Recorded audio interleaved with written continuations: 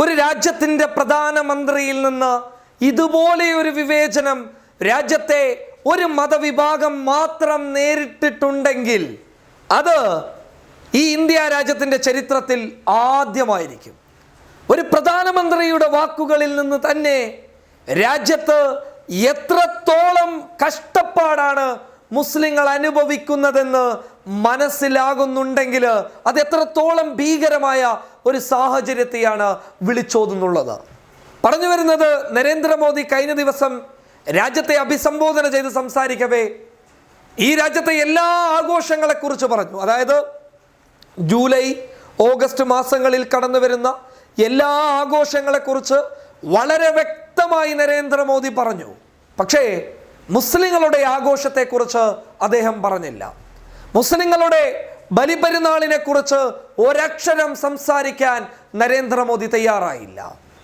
മുസ്ലിങ്ങളുടെ ആഘോഷത്തെ അദ്ദേഹം അറിഞ്ഞുകൊണ്ട് മാറ്റിവെച്ചു എന്ന് പറഞ്ഞാൽ തെറ്റില്ല. മറിച്ച് മറ്റു പല ആഘോഷങ്ങളുടെ നീണ്ട നിര തന്നെ ആ അഭിസംബോധന പ്രസംഗത്തിൽ അഥവാ രാജ്യത്തെ അഭിസംബോധന ചെയ്ത് സംസാരിക്കുന്ന സമയത്ത് നരേന്ദ്രമോദി പറഞ്ഞു. പക്ഷേ മുസ്ലിങ്ങളുടെ ആഘോഷത്തെക്കുറിച്ച് സംസാരിച്ചില്ല.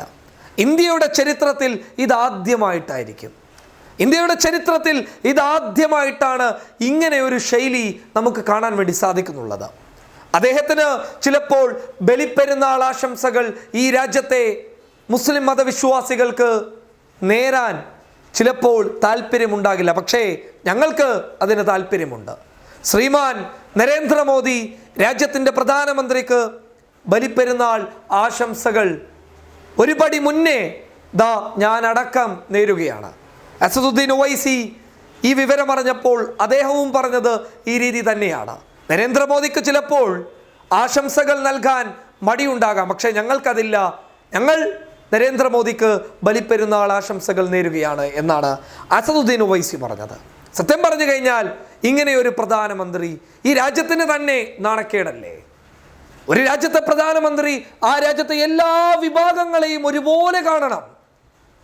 ആ പ്രധാനമന്ത്രിക്ക് രാഷ്ട്രീയമുണ്ടാകാം, പക്ഷേ ജനങ്ങളെ അഭിസംബോധന ചെയ്യുന്ന സമയത്ത് അദ്ദേഹത്തിൻ്റെ രാഷ്ട്രീയം മാറ്റിവെക്കേണ്ടത് ഒരു പ്രധാനമന്ത്രി എന്ന നിലയിൽ അദ്ദേഹം മനസ്സിലാക്കേണ്ട ഒരു കാര്യമാണ്. അത് എന്നെപ്പോലെയുള്ള മാധ്യമ പ്രവർത്തകരോ അല്ലെങ്കിൽ രാഷ്ട്രീയ നേതാക്കന്മാരോ ജനപ്രതിനിധികളോ പറഞ്ഞുകൊടുത്ത് ചെയ്യിപ്പിക്കേണ്ട കാര്യമല്ല, മറിച്ച് രാജ്യത്തെ ജനങ്ങളെ മനസ്സിലാക്കിയിട്ട് ചെയ്യേണ്ട കാര്യമാണ്. ഇവിടെ നരേന്ദ്രമോദി അങ്ങനെ ചെയ്തിട്ടില്ല എന്ന് മാത്രമല്ല, മനഃപൂർവ്വം രാജ്യത്തെ മുസ്ലിങ്ങളുടെ ആഘോഷത്തെ മറച്ചു വെച്ചു എന്നുള്ളത് അതീവ സങ്കടകരമായ കാര്യമാണ്. നരേന്ദ്രമോദി എന്ന RSSകാരനിൽ നിന്ന് ഞങ്ങളത് പ്രതീക്ഷിക്കുന്നില്ല. നരേന്ദ്രമോദി എന്ന BJPക്കാരിൽ നിന്ന് ഞങ്ങളത് പ്രതീക്ഷിക്കുന്നില്ല. മറിച്ച് ഈ രാജ്യത്തെ ലോകത്തിന് മുന്നിൽ അഭിസംബോധന ചെയ്യുന്ന പ്രധാനമന്ത്രി നരേന്ദ്രമോദിയിൽ നിന്ന് ഞങ്ങളത് പ്രതീക്ഷിക്കുന്നുണ്ട്. കാരണം അത് അടിസ്ഥാനപ്പെടുത്തിയിട്ട് പല ഘട്ടങ്ങളിലും രാജ്യത്തിൻ്റെ സുരക്ഷാ വിഷയങ്ങൾ വരുമ്പോൾ, രാജ്യത്തിൻ്റെ ഏറ്റവും വലിയ പ്രശ്നങ്ങൾ വരുമ്പോൾ, അതിൽ രാഷ്ട്രീയം കാണാതിരിക്കേണ്ട സമയങ്ങളിൽ രാഷ്ട്രീയം കാണാതിരിക്കുകയും അങ്ങേപ്പോലെയുള്ള ആളുകൾക്ക് അനുകൂലമായിട്ട് ഈ രാജ്യത്തെ ജനങ്ങൾ നിന്നിട്ടുള്ളപ്പോൾ ഒരു അഭിസംബോധന നടത്തുമ്പോൾ ആ അഭിസംബോധനയിൽ ഈ രാജ്യത്തെ മുസ്ലിങ്ങളെയും ഉൾപ്പെടുത്താമായിരുന്നു.